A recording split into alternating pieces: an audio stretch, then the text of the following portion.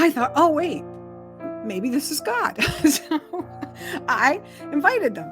And they didn't even seem like, why would you do that? They just showed up and they were having dinner. And after we did the little lesson on testimony tithing, which I don't think they would have told this to me if we hadn't done it, they had decided to start paying tithing. Can you explain what that is briefly? Yes, tithing is the 10%. And a lot of financial people will say tithing, paying 10% of what you earn to others to help them is a foundation principle for growing your financial well-being. It's not just in the Bible, but it is in the Bible.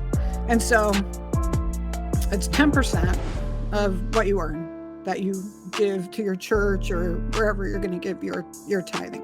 Yes. And so, we're doing the whole thing. Here's 10 pennies. Here's what's tithing. And the Father said to us, we wanted to start paying tithing. We had started paying tithing, but then we got behind. And we wanted to catch up. I don't recommend that. I recommend just start where you are and move forward. But that's what they had decided. And he said, I got a check in because he did consulting. And he said we were out of food. And so there was enough in the check to catch up our tithing or buy food, but not both. So they prayed about it and decided to pay their tithing. And he said that day they'd gone to church. And before they left church, at the end of the day, they'd been invited to dinner every night of the week except Monday night. So I was like, okay, this has to be God. Yeah. All right. So then I started thinking, well, what was that thought? And so I had a couple more experiences like that, which are now lost in the midst of the time, because that was when I was in my 20s and I'm in my 70s. But I do remember I had about 3 experiences like that. And that's when it sank in, which people say all the time, but it was just really sinking into me then. We are each other's answer to prayer. We are God's hands. And the only way we can do that is if we're willing to learn to hear what he's trying to tell us to do.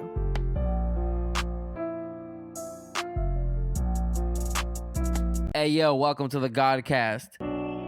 Nothing is as it seems. Nothing. I mean, literally, nothing is as it seems. We took authority for truth instead of truth as our authority. The great deception is still to come. Not every human you see is human.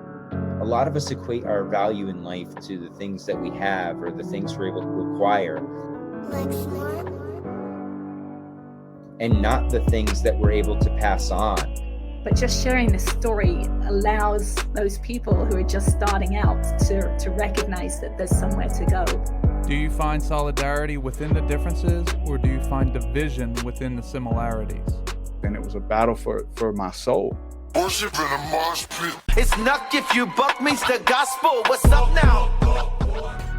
Welcome to Godcast, the Goodness Over Darkness podcast. Here's your host, Emmanuel Kingman. It's showtime.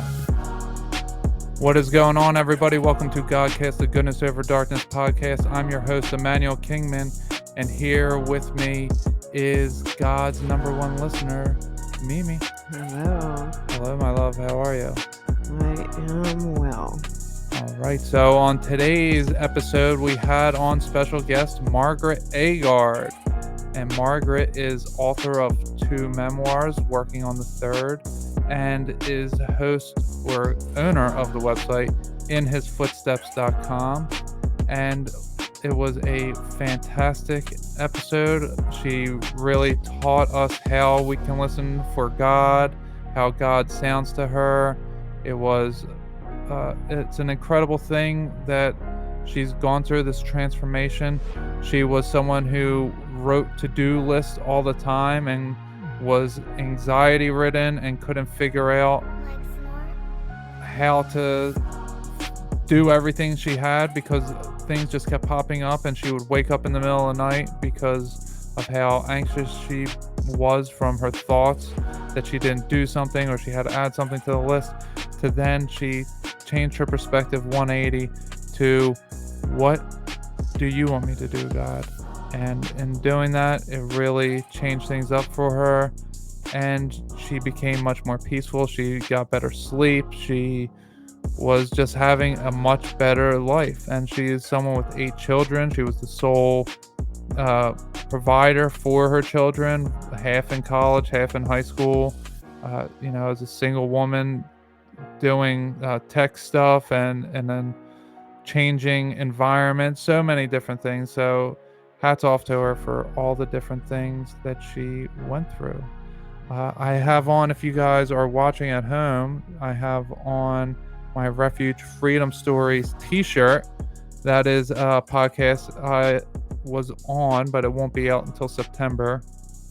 It's far. Yeah, he has quite the catalog backed up. So John Taverner, he is the host. They had me there for a prayer group, and it was quite amazing. That's where I learned that John the Baptist isn't the author of the Book of John, and it's when I learned there was a Taverner Bible. Yeah, and that's that's who told me. So actually, it wasn't in the prayer group. It was after he interviewed me. He told me that his great whatever Somewhere grandfather, back there. uncle, something, wrote the Taverner Bible, which was just a few years prior to the King James Bible. So it's very interesting that his father kept the family tree, so he could even trace it all back. That's very interesting. Mm-hmm. But today's episode. So, what did you think about our guest? I just think it was a very synchronistic interview for me for today. From the other things I was doing and listening to and saying and talking about today, it's just a very synchronistic interview for me. Yeah, it's usually how things go when we are listening to God and we are doing God's will, that things just go easier. And when we give pushback and when we try putting things in our own perspective instead of just being content with what's coming to us, we get frustrated and we don't understand and we start judging and we get angry with God. We say, no, we're not doing that. It's ridiculous. And God's patient, so patient that a week later he tells us the same thing. And then a week later he tells us the same thing. And then finally, when we give in, we're like, oh, I should have just did this in the first place because now I just wasted 3 weeks. But I guess sometimes we have to learn our lesson the hard way. Is there anything else you wanted to get into? That was it.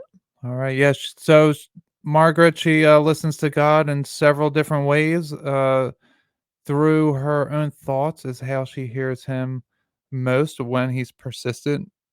Excuse me. But the way that I hear God, I hear him in my own thoughts. I hear him with a deep, booming voice. Sometimes I hear him with the vibrational frequency that's within me, that it'll go static or it'll go like the opposite of static. It'll just be like this bliss will just like, so if it's a straight line going across like my normal everyday walk, when it's static, it'll jump up and down.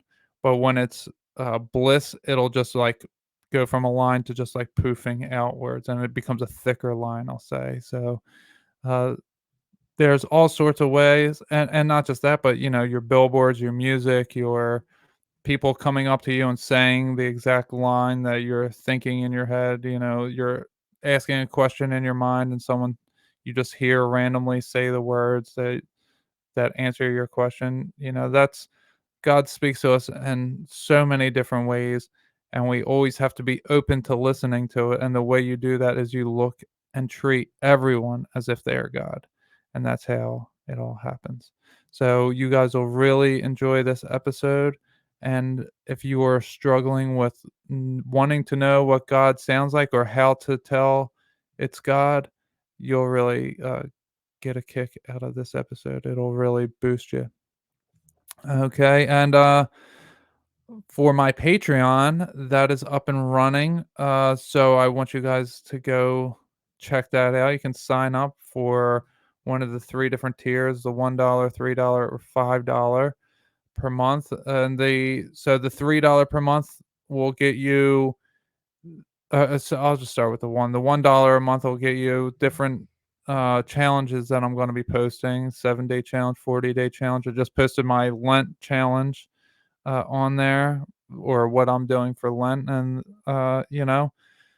different things like that I'll be posting on there that'll only be for the Patreon fans, different posts. And then for the $3 one, that will get you access to watching the Bible study, as well as the different challenges or posts that I do. And the $5 a month, that'll get you access to hanging out in the live Q&As that I'll be doing on Fridays.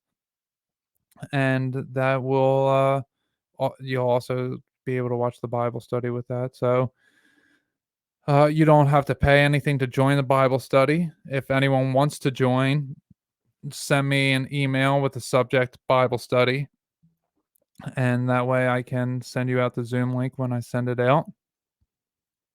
And yes, I think that'll do it. I have been a guest on a bunch of podcasts recently, and I have completely forgotten to talk about it on any of my prior episodes. But if you guys go to my website, emmanuelkingman.com, you can go see on the guest appearances. You can click on that. That's a tab, it'll say blog, photos, audio, video, and one of them will be guest appearances. So you can go check that out, like the Professor of Perseverance. I was on that. I know Aeon Bite, that'll be coming out soon with Miguel Connor. I was on White Rabbit. So many, I can't even think of them right now. There's been a lot that I've been on recently. So I want you guys to go check all of that stuff out and send those hosts some love. Like The Great Deception, that one just came out. And actually, he read my article, WTF is a Tartarian, as well on a separate episode. So they're back-to-back episodes. So you can go check out those. Red Thread podcast was another one. I mean, it's been a lot that I've been going on lately. So go check out my website to see all my different guest appearances. And they're all in there from order of starting at the bottom will be the first one that I was on, and at the top is the most recent. So you guys will really like that. Oh, Grimerica Outlawed, they put it at least a little bit of it on their free feed, whereas you have to pay for the entire thing, or you have to be a member in order to hear the entire thing. But you'll hear some of it for free on their free feed for Grimerica Outlawed. All right, so go check out all that stuff. Like, share, comment, subscribe, rate and review. Spotify and Apple both have the rate and review. You can follow me on Podbean. You can leave comments or rate and review on so many different streams that are out there. Go ahead and just say whatever it is that you want to say. Interact with the show. That'll really help us beat the algorithms, and that will be greatly appreciated. You can follow me on Instagram. I just actually changed my Instagram handle to Emmanuel.Kingman. So I changed that from the Great Chakra Awakening 777, which is my email address. I changed it from that to Emmanuel.Kingman. So I'll have to change that in the notes. But you guys will be able to find it if you just go to my website, emmanuelkingman.com. Yeah, I have the Facebook, the Twitter, the Instagram, and the YouTube, and as well as my Patreon. So they're all on there, linked on there. You can go find all that stuff. So thank you all for showing all your love and support. I appreciate everybody who contacts me on a regular basis, on a semi-regular basis. People who have contacted me at all, and we've spoken, done Zoom calls.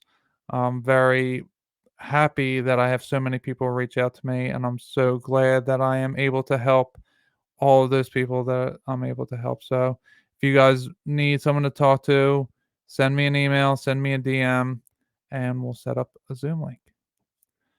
All right, so that'll do it for the intro.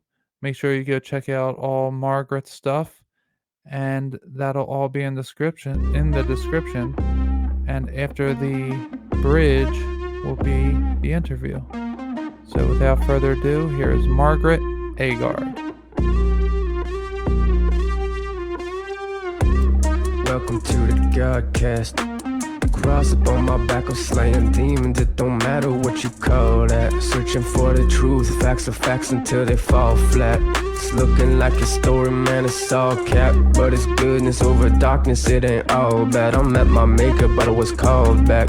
Emmanuel, show my people they're under a spell. Heaven or hell is free will. I made my choice and now it's well with my soul. I pray the same for you as well. Welcome to the Godcast. Welcome to the Godcast. Hello, everybody. On today's episode, I have on a guest who has given her life to Christ. She went from a compulsive list maker, never accomplishing everything, to someone who has found peace in doing things as they are presented to her. She is an author of 2 memoirs and is creator of the website inhisfootsteps.com. Everyone welcome Margaret Agard to the show. Hi, happy to be here. Yeah, well, thank you for being here. I am so glad to speak with you. I love the name of your website, inhisfootsteps.com. That is that is God too, because I was calling myself apprentice to the master, and I was real happy with that. And God's like, you need to call it In His Footsteps. You have to go get the website In His Footsteps. And I'm like, oh yeah, well, I don't have $10,000, and I'm pretty sure if someone owns that, they're gonna well, no. And I said, here's what I could pay, and that's what I got it for. Wow, Yeah. that is a very awesome thing that you have experienced, is speaking to God so clearly. And I listened to several of your podcasts, other appearances you've had earlier today, and you have communicated with God in great fashion. I would definitely want to get into that, but do you want to let our listeners know a little bit about yourself and this compulsive list making that you used to do? Oh, I love list making. I was the kind of list maker who, if I did something that wasn't on my list, I put it on my list so I could cross it off. Yeah. Oh, there she goes. I want to feel accomplished, so Yeah. I want something to immediately check off. That's right.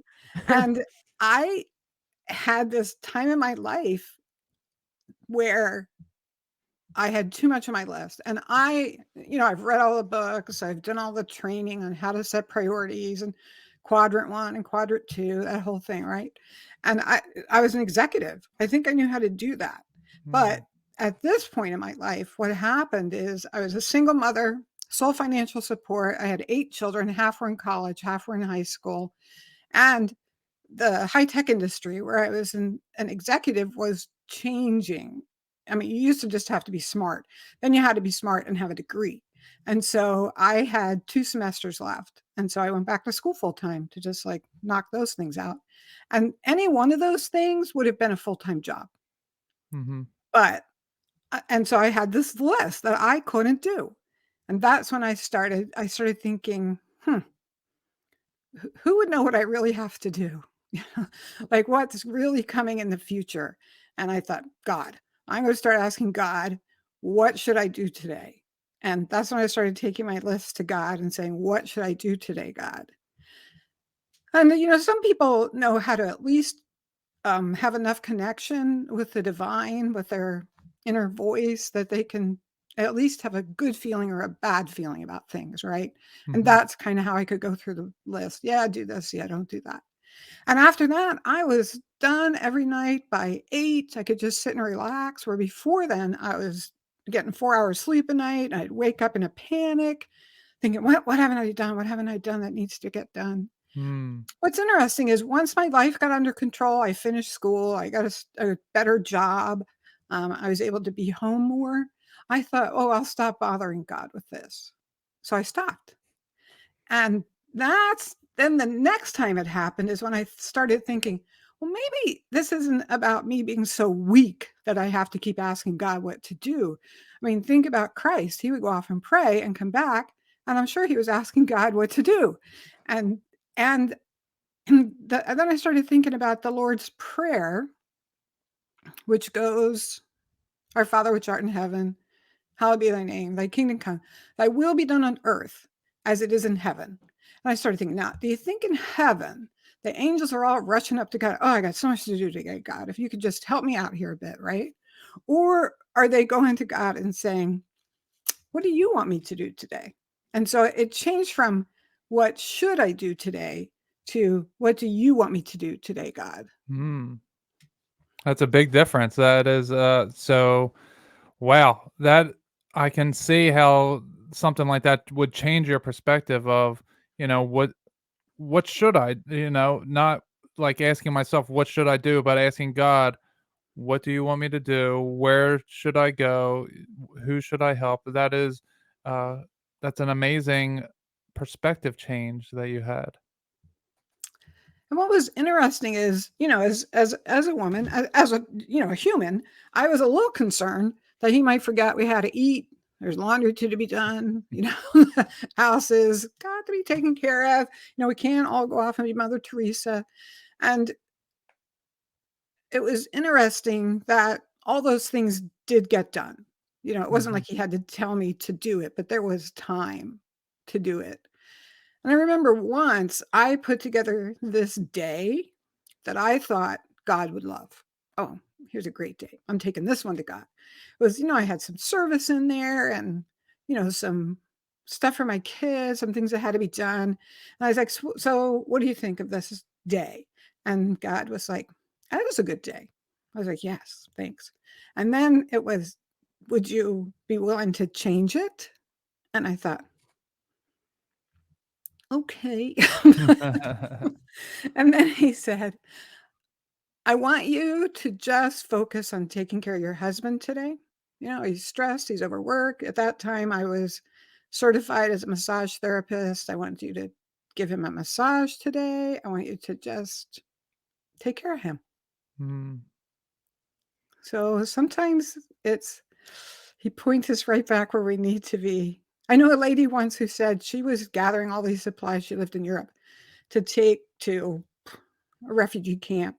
And when she got back feeling pretty good, she felt the Spirit say to her, that was good. Now I want you to go find out what your neighbor needs.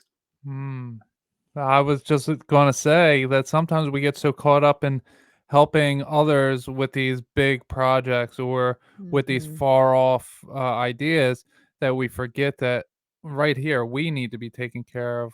We need to take care, I need to take care of my family. I need to take care of my home. I need to take care of my pets. There is a big need for my role to be filled here. And when we, want to do so much, we forget that the small things are the things that are most important in our lives. And they're the things that God wants us to do. He wants everyone to be able to do it. But, sometimes we do obviously have to go help others who aren't in the same position. But taking care of ourselves and our immediate family and our immediate home, that is so important today. I mean, all time, but definitely nowadays I see the importance of it. And I'm guessing that once you let God take charge, it turns into not what you need to do today, but what you get to do today. Oh, that's a good way to put it. No, actually, for about 15 years, it wasn't like that, Mimi. But I did read an article just a short while ago where the lady put it like that. Oh, here's what I got to do today. And I thought, I mean, I'm really kind of a whiny complainer, Mimi. And so it was. I'm always saying, I have to do this. I have to do that. I have to get this done. Yes, I get to do this. Yes. And so, gosh, you're quick, right on it. Way ahead of me. I'm trying to change that to look what I get to do today. Now that I quit my job, look what I get to do today. Right. That's something that somebody told me when I was in prison.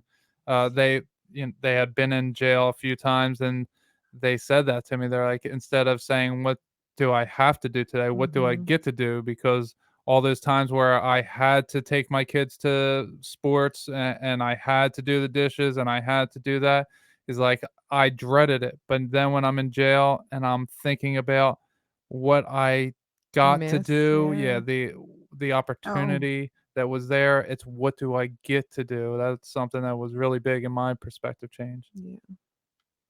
Yeah.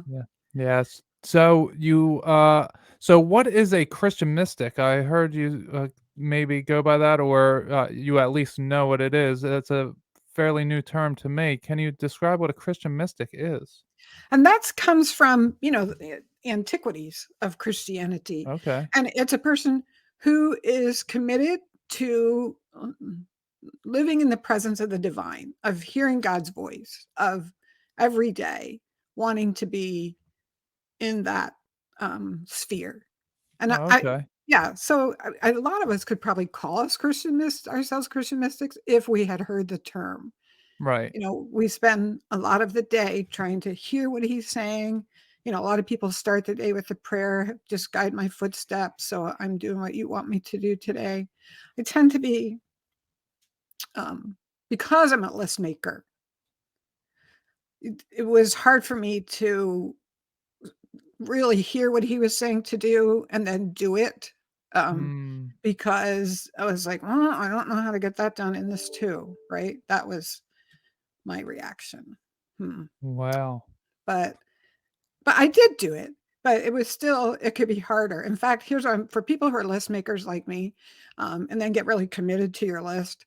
I had a few experiences, and one is what really helps for me is to do it the night before. Because if I do it the night before, I'm not quite as committed as when I've been sort of thinking about it off and on during the night, right? So if I do it the night before, I'm like, oh, and sometimes I'm like, wow, there isn't much on the list today. Maybe I'll get to sit and read a book. But usually there's something else coming that, I'll find out. Like we just had a friend whose house burned down last week. And it wasn't like God said, I'm leaving you some free time because your friend's house is going to burn down. I had some free time. So, yeah. Wow. So when you hear God's voice, and our condolences to your friend with their house, that is a very tragic thing. I couldn't It was. imagine. Yeah. Yeah. So with hearing God, now we get into a space where people, especially using the term Christian mystics, some people may see that as a new agey type thing, or Christians are compromising themselves. There's this whole perspective that Words. that all spirituality is new age, and that we have to be afraid of it. We can't do anything in the spirit. There's a big push for that. I see in different groups of Christianity, the larger accounts that really try to push the fear of spirituality. And when we talk about listening to God, it's a whole new perspective to a lot of people who have gone to church their entire lives, that have prayed for their entire lives, and they never thought to listen to God. They said they would say their prayer, they talk to God, and then they go. But the more that I connect with God, that's how I connected with God, was I heard him, I saw him, meditations and psychedelic experiences. This is how I experienced, and then he would reveal to me things that were true in the Bible, and he was like, "You don't have to do all that. You can read the Bible." Like eventually, like I got down to where, I'm purifying myself and I'm doing things on a much simpler level. But it was because I was so out there that I was trying to hear him, and I was trying to speak to him. Now, somebody who uh, is coming from the Christian church, that's been in there their entire lives. They look at someone like me and they're like, "Oh, he's new age. He's talking to the devil," or all sorts of weird stuff. But then I show them my life and my testimony of where I was, and how would the devil have done that to me. So I would like to ask you, how do you hear God, and is it a very simple technique? I do, and I just recently wrote down my spiritual journey. Like, how did it progress? Like, you don't sit down on a piano and play Great Balls of Fire. Be lucky if you can get Twinkle Twinkle Little Star out. So it's the same way, I think, with spiritually coming to hear God's voice, and of course it's biblical, because in the Old Testament it even talks about that still small voice. A lot of us refer to that still small voice. And how do you discern that? And we call it a voice, but it's actually a thought, right? And people talk about voices in their head, and some people are listening are going, what voice are you talking about? I don't have any voice in my head. That's the voice. And then Paul says the same thing. He says, I'm led by the Spirit to do things that I'm paraphrasing because he doesn't say this, but it looks crazy to people, like, Yeah. why would you do that? And So the way it happened for me is I just remember at 6, I went into a church, and up until that point, I had learned a lot about Jesus, Vacation Bible School and everything. But that day, I felt as if I met him, and it was a feeling. And so probably for the first 10 years or so of my life, I just would have this feeling of peace and awareness. And then I started asking questions, and I would have what I would call impressions. It was just that's how I thought of it, as an impression That's a that good I should, word. to do this or that. But when I was in my early 20s, I heard a person say kind of what you said, which is, she said, I knelt down and prayed, and and she would use a journal and stuff. And she said, I know you're not really supposed to get up until you hear what God has to say. And I thought, what? Like, what are you talking about? I thought like you. I had said, like you just pray and then you get up and go about your day, and things either happen or they don't. And so I actually asked God, help me know how to hear your voice. I don't know quite how you're going to figure out how to do that since I can't hear it, but you're God, you'll figure it out. That's kind of what I thought. And shall I share an experience? Because I have a story. Yeah, yeah, A lot of absolutely. what I share is either in my books, and they're on audio as well as regular, or they're on my website. So usually you can find the story again. But in this time, what happened is right after I had prayed that prayer, I was making a pot of chili, and my gosh, it was so much bigger than I thought it was going to be. So I had to get a different, a bigger pot out, and I'm putting this stuff in. And the thought came, like, invite the Jones family to dinner. And I thought, they just came Friday. I'm not going to invite them. It's Monday. That's kind of dumb. So I'm not doing it. And then, so I'm still working away, and the thought comes again. This is the key, right? The thought keeps coming back, and it's a good thought, even if it seems a little weird. And so it was again, invite them to dinner. And I thought, no, this is a night we set aside for our family, and my kids are little, and we're going to have a little scripture study with them. We were going to teach them about tithing. And so the thought came the third time, and it said, invite them, and invite them to stay for your family scripture study. So I thought, oh, wait, maybe this is God. So I invited them. And they didn't even seem like, why would you do that? They just showed up, and they were having dinner. And after we did the little lesson on testimony tithing, which I don't think they would have told this to me if we hadn't done it, they had decided to start paying tithing. Can you explain what that is briefly? I'm Yes, sorry. tithing is the 10%. And a lot of financial people will say tithing, paying 10% of what you earn to others to help them is a foundation principle for growing your financial well-being. It's not just in the Bible, but it is in the Bible. And so it's 10% of what you earn that you give to your church or wherever you're going to give your tithing. Yes. And so, we're doing the whole thing. Here's 10 pennies. Here's what's tithing. And the Father said to us, we wanted to start paying tithing. We had started paying tithing, but then we got behind. And we wanted to catch up. I don't recommend that. I recommend just start where you are and move forward. But that's what they had decided. And he said, I got a check in because he did consulting. And he said we were out of food. And so there was enough in the check to catch up our tithing or buy food, but not both. So they prayed about it and decided to pay their tithing. And he said that day they'd gone to church. And before they left church, at the end of the day, they'd been invited to dinner every night of the week except Monday night. So Wow. I was like, okay, this has to be God. Yeah. All right. So then I started thinking, well, what was that thought? And so I had a couple more experiences like that, which are now lost in the midst of the time, because that was when I was in my 20s and I'm in my 70s. But I do remember I had about 3 experiences like that. And that's when it sank in, which people say all the time, but it was just really sinking into me then. We are each other's answer to prayer. We are God's hands. And the only way we can do that is if we're willing to learn to hear what he's trying to tell us to do. Wow. Yeah, that's a great, I mean, the synchronicities on that's very incredible. And it brings to mind Paul when he was blinded. God tells him, go to this place. And he's like, how am I going to do that? And he goes to the place, and someone's there like, I've been waiting for you. And it's like, yeah, God is definitely setting all this up. We are doing God's bidding. You were going to say something, Mimi?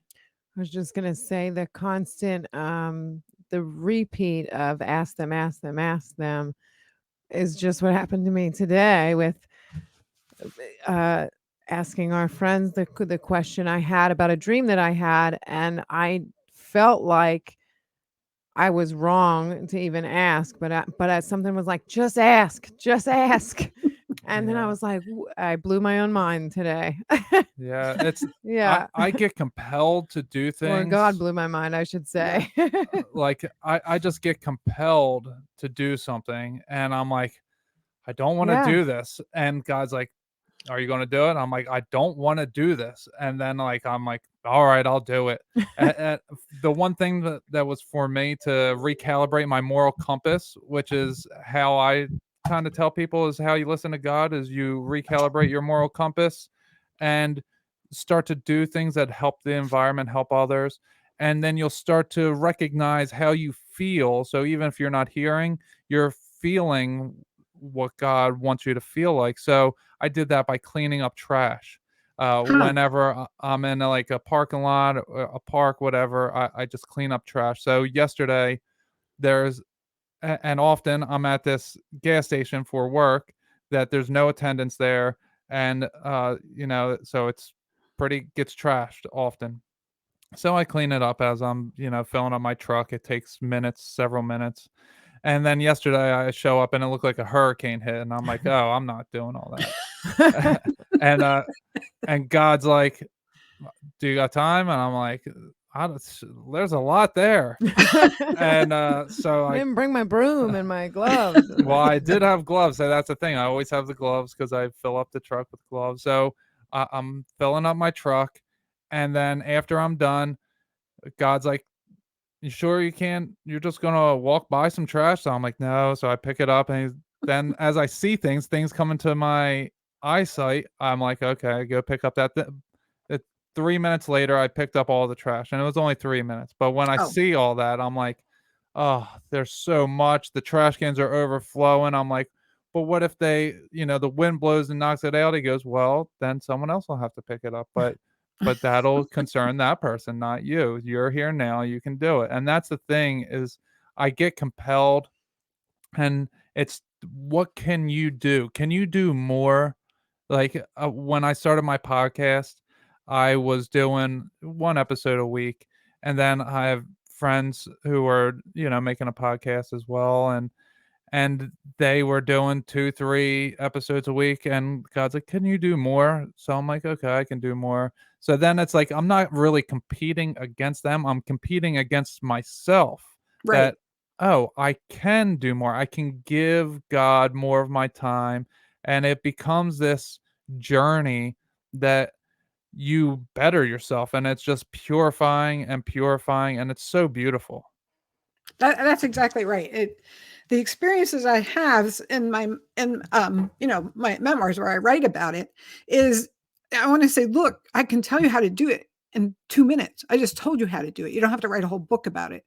But what's interesting is what happened when you do it, is what happens when you do it. And what I like to say is, I got the most beautiful life, unexpected, that I never even knew I wanted until I had it. It was like, oh, surprise. I ended up remarried. That was like not on my 20-year plan. You know how you make a 20-year plan? I had one, and it was a good one. And well, we do live on a lake. I do remember writing down I wanted to live on a lake. Now I'm on a lake, but yeah, none of the rest of it matches at all. So wow. Yeah. Sounds a lot like us. We had no inkling of each other. Yeah. And God put us together, and we say it all the time. It's like the most beautiful life ever. When we had a vacation over Christmas, it was the best week of my life. And I had no inkling. I've never been to the mountains, and I didn't know that I would love the mountains until God put me there. Right. That's exactly it. I think, you hate it. Some people hate it. You say, well, I think he knows us better than we know ourselves. But if you have children, sometimes you see them and they get to be teenagers and they're like, you don't even know me. I'm like, really? Because I've been paying attention to you since you were in the womb, buddy. I think I know a little tiny bit about you and your personality. Probably God feels like, I just love you. And I want you to love your life. Yeah. Yeah. So, how did you go about changing your life? How old were you approximately when you went from doing all the to do list to giving your life over to God? Do you still do the to do list as well? Oh, every night I do. And it still can be a struggle. Um, I've got a lot to do here. We got company coming, the house needs to be cleaned. So I want you to be keeping that in mind. But I was in my mid 40s when I started doing that. Okay. And by then I was practiced at hearing his voice. So because I, Look started at paying me. attention in my 20s. And so then I remarried and that's when I had stopped doing it for a while, thinking it was too demanding of like, gosh, grow up and take care of yourself kind of attitude, Mm, not realizing he actually wants us to do this. right. And so then when I did it the second time, I was more in my late 40s, right after I remarried, early 50s. And then I've just done it ever since. It's sometimes I don't. Sometimes I'm not perfect. I would love to be. And sometimes I don't trust what he says. I have a story about that. We had a business where we were selling a Bible product, and I'll put in it's called the Amazing Bible Timeline. We've sold that business. So I get to push the new owners. Okay. So, and it was a big chart. And at that point, we're selling it and shipping out of our garage. And, we had maybe 50 orders a week, and half of them were going out Monday morning because so many people ordered Friday, Saturday, and Sunday. And one Monday I got up and I just listed like I always did, do the orders and then the rest of the day. And the thought came, don't do the orders. And I thought, well, it certainly would make my life easier, but I need to tell you this, God, I am a woman of my word. And it says on our website that we ship next business day. This is next business day. I'm doing the orders. So, and the day was a little crowded, but we got it done. And I went to the post office and I'd forgotten it was President's Day. So, but God hadn't. You were like, I gotta go back home. Because guess what? It's not open, and I could have waited to the next day to do the orders. So I have, that's kind of a funny. I didn't listen. Some of them aren't so funny. You know how you get that thought? Oh, once I was going to my writers group, take an extra pen. Someone's going to need it. And I thought, all right, because what's it hurt? Either someone needs it or they don't. And sure enough, the guy next to me is like, oh my gosh, do you have an extra pen? I forgot my pen. And I was like, God's got your back, buddy. But I was just at my son's house and the thought came, put your luggage in your car now. And I thought, no, I'm going out with my granddaughter. When I get back, I'll put my luggage in the car then. And it did come 3 times and I still didn't do it. And then things happened and she ended up, her mother picked her up and I just went to the airport forgetting that I hadn't put my luggage in the car. Oh no. Yes. And it was like an hour and a half from the house. And there was no way anyone could get that luggage to me in time for the plane to take off. And it's one of those like Spirit Allegiant Airlines, maybe flies twice a week to this place. So yeah. So I'm like, okay, I can't wait 5 more days. So I'm just going home. And I thought there's probably nothing in there I need. And then I thought, except maybe the car keys for the car. Wow, God shows us. Yeah. And it worked out. A friend picked up my car keys from my husband and brought them to me. It was just like, well, thank you, friend. I still cry when I think about it, but she just did that. Yeah. Yeah, it's incredible how I've had that happen often where I'm like, no, I'm determined to get this done. I need to do this now. And it's so funny. Like God told me earlier, he said, I was expecting a call or a message from someone. He said, you're not going to hear from them today. You'll hear from them tomorrow. And I'm like, nah, it's still early. And he goes, yeah, you're not going to hear from them today. And sure enough, I haven't heard from him, and I'm sure that hope you hear from him person's tomorrow. sleeping. You'll hear from him tomorrow. Yeah, and there's so many different things like today. So while I'm listening to you, and usually this is what happens for me when whatever I'm listening to, I experience what I'm hearing. So when I'm hearing about you and your experiences of listening to God, God starts talking to me, and he goes, All right. So I see somebody with a necklace, with a cross necklace. And then the next place I deliver to, I was like, "Oh, maybe I should start wearing mine." And I don't know if you can see mine in the background here. I stopped wearing it because it was giving me like a rash of some sort. Just I didn't like wearing it. And I go to the next place, and this guy is selling all these necklaces, and a bunch of them are crosses. And I'm like, "Huh, okay." So then God says to me, "Go buy one."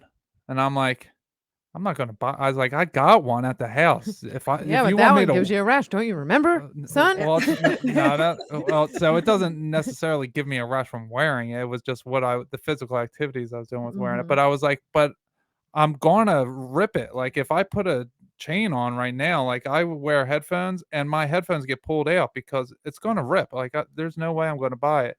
He goes, "Go ask to see that and talk to him. Ask him how much it is." And he kept pushing me and pushing me. So I was like, okay. So I ask, and I'm looking at it, and he goes, "Yeah, they're obviously fake, right?" And I'm like, "Yeah." So then the guy pulls it out and he weighs it up, and I'm like, "What is that real?" He goes, "Yeah." So then, he calculates the price. He goes, "It's 1,000." I said, "1,000?" I Oh. was like, "That's a $14 necklace. What are you talking about?" So, God did that to tell me. He's like, "Yeah, that guy you saw wearing the chain, he's not a godly man. It doesn't matter that Oh. somebody is wearing that. You don't feel less of yourself because you're not rocking a chain, that you're not showing that you love me in your clothing." I do that often, my hats, my shirts, and all. But he goes, "It's you're showing you love me by loving people, and that's why we do things the way we do." And he goes, "I wasn't going to make you buy that chain, but I wanted you to see that people will steal and they will lie in God's name all the time because they want to promote themselves." And it was a big learning moment for me. Wow, that's great. I love that story. I do love that story. Yeah, but it I was so funny because they were so obviously fake, and he said $1,000. Like Like on a street corner? it was that place that I was in was not worth $1,000. I'll tell you that. And there were like 30 chains right next to each other. Just Uh-huh. Mhm. funny how Probably life saw your works. hat and was like, "Oh, he'll buy this." No, I was wearing my work hat. It said Oh, just a oh. Godcast on it. So Yeah. Hmm. yeah. Just Funny. funny how life works that way. But okay, so getting back to you with your changes of meeting your new husband, and you guys have done missionary work together. Am I correct on that? We did. So what had happened is, um, eh, I so that's the third book that isn't done and hasn't been done for 8 years, but I'm like, "Hey, someday I'm gonna get that done, I'll let you know." But it was, one of those things where God said, "You're gonna meet the person you're gonna marry next fall," and this was in February. And I thought, "No, thank you." And then I did meet him, and you would think, match made in heaven, this is gonna be great. Wasn't. He grew up in an emotionally abused home. He just had a lot of, what you would call them, sore points. And so did I. And so I can remember at some point I thought, "Oh my gosh, should I stay in this marriage?" So I had said to God, "I need something to hold on to." And usually what I get is a verse, that'll get me through hard times. But I didn't. What I got a promise, and it was this: all will be made whole as a result of this marriage. And for me, my children had been through a bad marriage, their parents having a bad marriage, and their parents divorcing. And I saw this as perhaps a promise for them. I knew it was a promise for them and for my husband, Parker, and myself. And the word whole in the Bible, because as you know, is referring to emotional and spiritual wholeness, not just physical. So when Christ would say, like he healed the 10 lepers, right? Like, "Go show yourself to the priest," and that's all he says. And then one comes back and thanks him, and he says, "Thy faith hath made thee whole." And he's using that word. Hmm. And the same thing with the woman who had the issue of blood. He said, "Thy faith has made thee whole." And you can imagine, what when women back then weren't even allowed to be in groups if they were menstruating. So, this idea that for years she had to isolate. So your faith has made you whole. This promise would make us whole. And then what we chose to do was to sell what we didn't need to keep and go out and spend a few years doing mission work. We were in Albuquerque in the inner city. We were teaching in the jails. And then we were up in Alaska for a while, and we were working with Native Americans to put all their family stuff into groups. They had them, but they didn't have them on the computer. And we were doing that, and we helped bring, taught people about Christ. And it was a good experience, and we learned a lot. And I can tell you, when I first started on the missions, I started thinking about all the bad things I'd ever done. And not all of them, but a lot of them. And I thought, so I went to God and I said, I don't understand this, because I thought I had repented and been forgiven of this. And he said, you did repent and you were forgiven of the things you did, but you haven't repented of the attitudes that caused them. Yeah. So I went to my husband, Parker, and I said, have you had that happen to you? And he said, yeah, I decided it was Satan. Oh, well, it must be nice to be you, because you don't have to do this. But now I'm kind of looking at my attitudes, like complaining, whiny, selfish, like maybe I should work on some of those.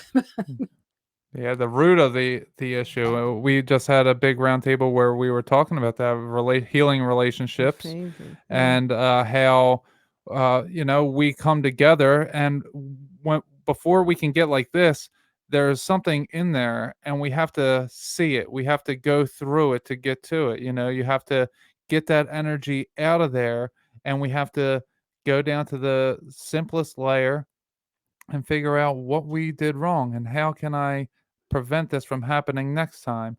And God just tells us, it's you prevent it by changing yourself, by don't try changing your wife. Jesus said, before you get the speck out of your brother's eye, take the plank out of your own eye. So I don't need to necessarily change her. I can change myself and how I'm addressing her, and then that will just naturally have her inclined to change, and she will see me in a different light. So we can always do that. And one thing that he says to me over and over is, make it abundantly clear to somebody that you are not the perception that they are feeding. Don't live up to their expectations. Give them no other evidence of who you now are. Even though you were who you were, and then there was a transitioning period, you are who you are, and don't let them see anything outside of that. Don't feed into their perspective. And that was a big one for me, because I always had this fight in me that I had to make myself known. I had to be right. I had to do things my way. And he's taken that burden from me. He really has. And he's just like, you're going to show them. It's just going to take a lot of time. They have to undo what they've known, and then it will be okay. That's good, because it's hard to do, right? When they keep treating you as if you're still that person. Yeah. Yes. Yeah, that's the really hard part, is once you change, people, you don't change in their memory. You don't change in especially when you're not in their face and you're not communicating with them. And that's, I think, the most important thing, is that we do stay in touch with those who maybe held bad opinions of us. Once we change, you have to leave them be for a certain amount of time, but then you get back to showing them who you are now. And eventually they'll be able to see it, even though for a while they might be like, oh, he's lying, he's manipulating, he's just doing what he always did, just in a different way. Eventually it'll break through, and God will speak to them. So, okay, so when you hear God, is it a different sounding voice than your own thoughts, or is there a feeling that comes with it? How do you know when it's God versus when it's just yourself, or maybe someone or something else? I just have to think about that, because I've been listening so long. It's almost as if I can just say, oh, yep, that's God. And It's more of a He knowing, I uses feel like. yeah, it's a knowing. And also he often uses words. He's very concise. He uses words that I know, but I don't always use. So when we were heading up to Alaska and I was trying to get ready, didn't really want to go, cold, dark, grizzly bears. And so I said, so what else do I have to do to get ready? Because, I've got my North Face jacket, my grizzly bear spray. So what else? And the answer came, take a brisk walk every day. Now I know the word brisk. And it was pretty immediate, the answer, but I don't use the word brisk. I've never said, oh, it's brisk outside, or, she answered briskly. But I know what he means. And it was interesting because, he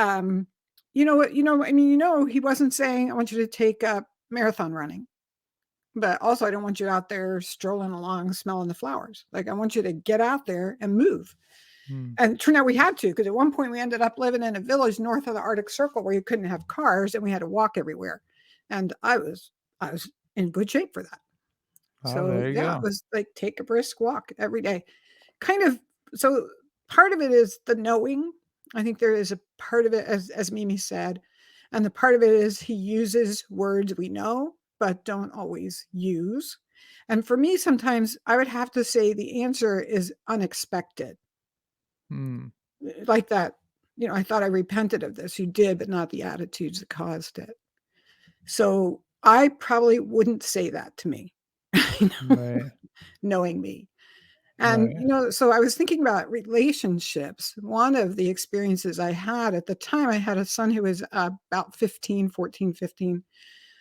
who, was the most arrogant, critical, demanding human being.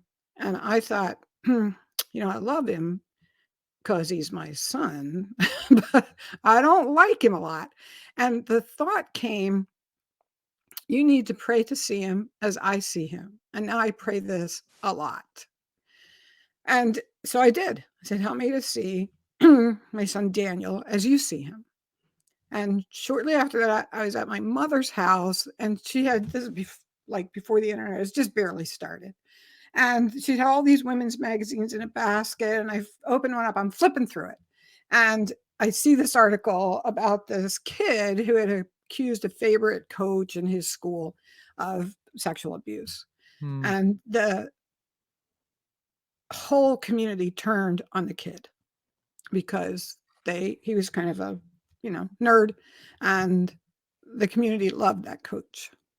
Wow. And he was, as he put it, he said at one point, and, I started to read it and I thought, oh, I'm going to read this because we just had something like that happen in our school. And then as I read it, I realized it was our school. Oh, wow. And it was that boy. And he said he had on his bedside table a framed, just one piece of paper where a petition had been signed. It only had a few names on it. And it said, we're here for you. We support you. And it only had 3 or 4 names on it. And as soon as I read about that, I remembered the day I was driving Daniel to school, and he said to me, I've got this petition I'm going to pass around school to get people to support this kid because I don't like how he's been treated in the school. And when I picked him up in the afternoon, I said, how'd it go with the petition? And he said, the principal wouldn't let me do it. He said that we couldn't talk about it at the school anymore. It was now between the courts, and so I wasn't allowed to pass it around. So a few of my friends and I signed it and we gave it to him. And I thought, now that is who God sees. Wow. That's incredible. I don't want to get too far into the story, but was the boy telling the truth? You know what? That's all I know about the story because I don't even know what happened when it went to court. I honestly, Okay.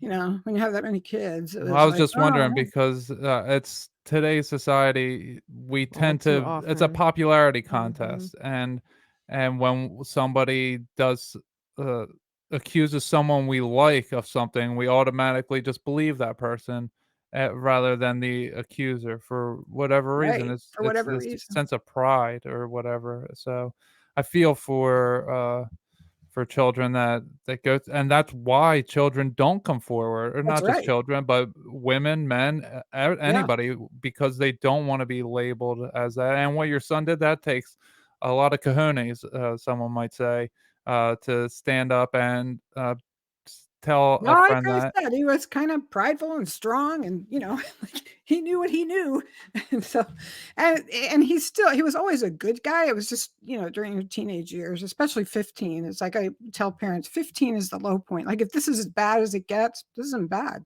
'Cause it's like they go kind of like this, and then they go like this, and then they leave. So, yeah, just to the point where you're like, wow, this is a decent human being. I could sit and talk to this one forever, and goodbye. Oh, well, that's awesome.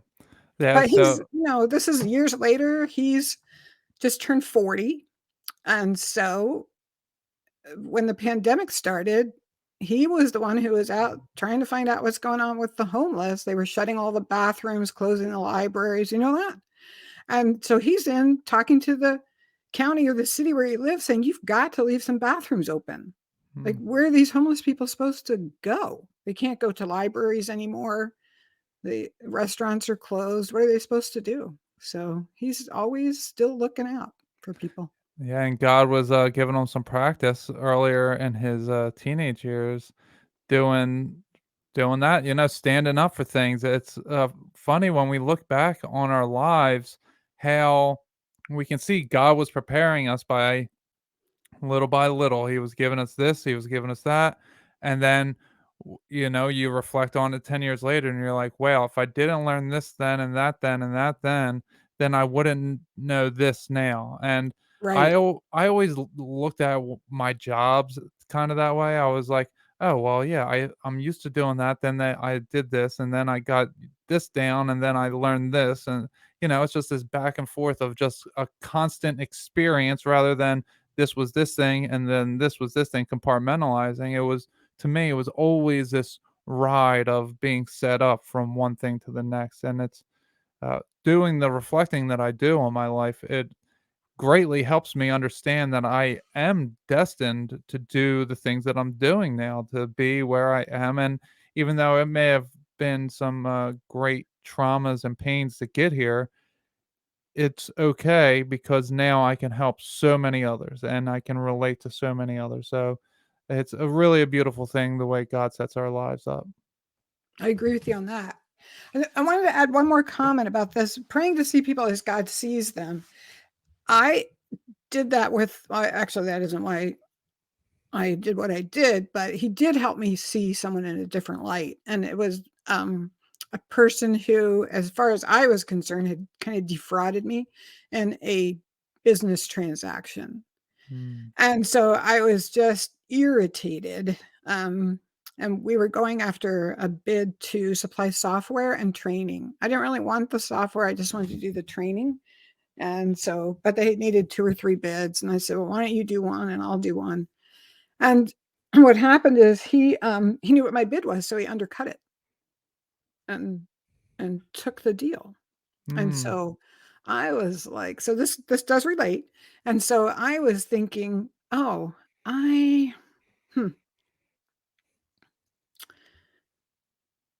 I'm going to try and forgive this guy. That's kind of how I was. So how I feel about forgiveness is sometimes you can forgive, and sometimes I can pray, help me to forgive. And sometimes I can pray, help me to want to forgive. And sometimes I have to pray, help me to want to forgive. Because right now, that's where that guy was. And every day when I was out walking, I would just get madder and madder about it. And because I was a single mom and it was near Christmas and I was counting on that money. And oh my gosh, and so I'd go back to God and he'd say, yeah, I need you to call him. And I thought, I'm not calling him. I'm just too mad. I can forgive him without that.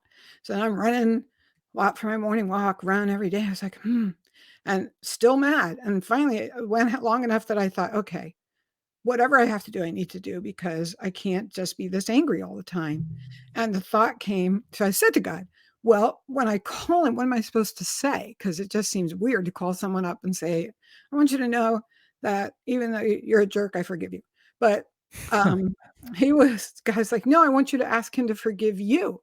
And I thought, why? he's the one, he's the evil deed doer. And so then I'm not talking to you anymore. And about this. So, another week goes by and I thought, okay, whatever it takes, I'm willing to do. And I went, so why am I asking him to forgive me? And he said, I want you to ask him to forgive you for thinking he's so evil. And I thought, all right. So I called him and we had to play telephone tag, and I was saying to his receptionist, just whenever you can call me, night or day, I just need a few minutes with him. And, I'm not upset. I just want to talk to him. And so he called and I said, I'm calling because I want to ask you to forgive me for thinking you are so bad. And I said, well, I'm from New Jersey, and I said it in New Jersey speed. I want you to forgive me for thinking you're so bad. And he's like, what? I was like, okay, I want you to forgive me for thinking you're so bad. And he's like, what? And so I'm like, oh my gosh. So I said it a third time, really slow. And he said, that's okay. A lot of people think that. And I'm like, yeah, see, God told you. And he knows what he did. Yeah. So, but what's interesting is, I got what I wanted, which it's not about the money. That's not the point. But he really didn't have someone to do the training. I mean, he really did want me to do the software training, but I wasn't speaking to him at that point. So I did get what I wanted. But then he said, maybe we should do some more deals together. And so I went to God and said, this is important for abused women, by the way, who are praying to see their husband as God sees them. I said, should I work with him? And because he didn't come to me and apologize, I went to him. And God said, you need to forgive him, but you don't need to be stupid about it. So, wow. Sometimes, feel that. Yeah. Yeah. And it sounds like God's voice is very persistent. That's the one thing that I really take from talking with you, is that he is going to not give up. He's going to be persistent. And even though you may not like it and you might fight against it, his voice is going to continue to say the same thing over and over and over until you understand why. And he does it in a fashion that we're not expecting. He does it in a way that it's so bizarre to us in the moment, but then when we reflect, it's like, oh, of course. Like, I was going down this way, and he just had me circumvent all of that. The way that I saw my path was unclear, but he had another path cut out for me, and I just didn't know because I'm this little person who only can see through these two eyes. I always think I know where he's taking me. So like you have a podcast, I had a radio show. It was, and I did put it up on iTunes, but that was just starting. So when was this? It must've been 12 years ago. And it was, when you start a radio show, and again, I was like, I don't know how to do that. Right. But so I'm starting the radio show, and it was a half hour on Sundays. My first one, I swear it took me all week to get that half hour show. But after about a year, I was good at it. Like I could do it in 2 or 3 hours, get a guest, have the show recorded, have it edited, send it off to the radio station. And then at one point he's saying, yeah, you don't have to do the radio show anymore. I have no idea why I started telling this story, but it had a point with, God taking us where we need. Oh, I know. Cause then I'm thinking, so I'm going to be like the next, I don't know. Think of a conservative, think of a liberal, the next Glenn Beck, the next somebody, right? Like he must want me to do that. Right. And after I'd been doing it for a year and a half, he's like, okay, stop. Well, I finally got good at it. Yeah, you're done. But I do know how to be a decent guest. Maybe that's what it's for. Yeah. Let's practice. Yeah. Yeah. Yeah, that's great. So Mimi, do you have any final questions here for our guest? I don't, but what she was just saying about, you have to forgive somebody, but don't be stupid about it. Man, that hit me right here, because I remember being stupid about it and taking it further. And it lasted a long time till I learned my lesson. Right. That's why I think, especially women in abusive relationships, you may pray that prayer and see why he ended up like he is. You still need to listen to the voice that's saying, get out. I think only recently I've come to recognize the voice more. to know to like, oh, I know who that is now, and I know that I'm supposed to listen now, and I know what to do now. That's good. But yeah, it's becoming clearer and clearer. Right. Pretty soon you'll be playing Great Balls of Fire. Yeah. Yeah, well, apparently in her dream state, she's had some quite the prophetic dream that we'll talk about on some other podcast some other time. But I mean, it's she has been looking for this type of interaction, on that type of intuitive level, and she was expecting it and not this way. And Right. then exactly how God shows up in our own way, in our own time, in our own doing. It's Well, I guess that's what happens when you start working harder for a more personal relationship. Right. Are you So, Native American? me? No, No. Because I know a lot of Native Americans, that is how they get their answers in their I dreams. don't think I am. mm. I don't think that I am. I haven't been told that I am. As far as I know, I'm just Italian and Irish. Oh, Wait. Yeah, English, Well, Ukrainian. and her real name is actually Margaret. So oh, okay. Oh, me I neither. shouldn't say that I'm Ukrainian right now. should are I? you Ukrainian? Irish, Italian, English, Swedish, Ukrainian. That's what my mom always told me. But those last three are like itty bitty bits, and then I'm mostly Yep. Irish and Italian. Yeah. Yeah. Oh, wow, I just Okay. thought of that. All right. So the last question I like to ask my guests as we go out here is, what is your go-to grounding technique? In this world of that God wants us to do His will, what is it that keeps you grounded to being human and grounded to listening to God? Well, I do have those 2 daily practices, and one is that idea of just taking that question every day, and I wish everyone would do it because the whole world would change if everyone said, "What do you want me to do today, God?" And the second is I do contemplative or centering prayer where I just wait for God. But I say the third is I pay attention to my emotions, and I recognize when I'm not letting the Spirit in and His love, and just back off from that. I just don't even want. So that's what centers me. That's what grounds me. I pay attention. Am I feeling it now? And if not, why not? And what do I have to do? I call that a fuzzy feeling. When I get like off center, I can feel like a static or a fuzz in my whole body. I can just feel like I'm not centered. Yes.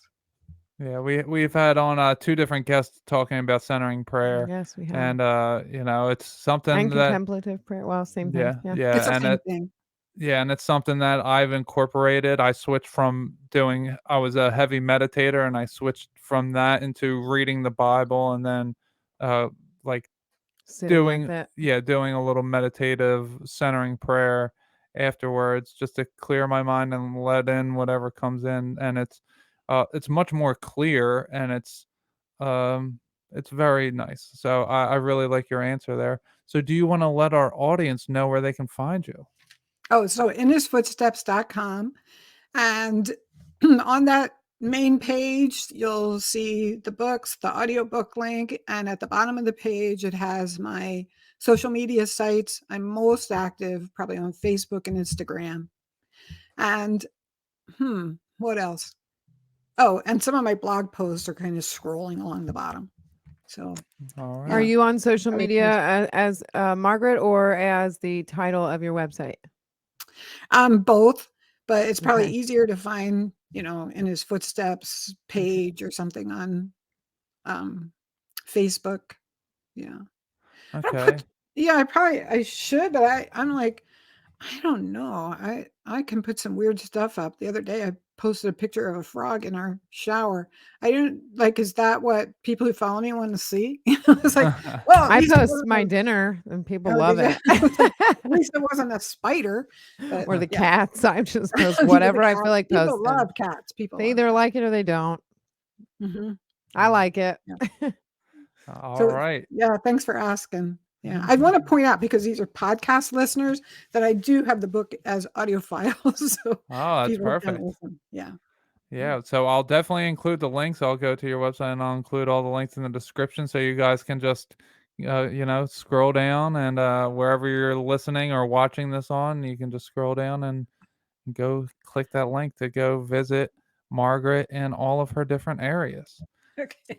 All Thank you. right. So we want to thank you for coming on and we'll say goodbye to our audience. Goodbye, everybody. We Good will talk to night. you later.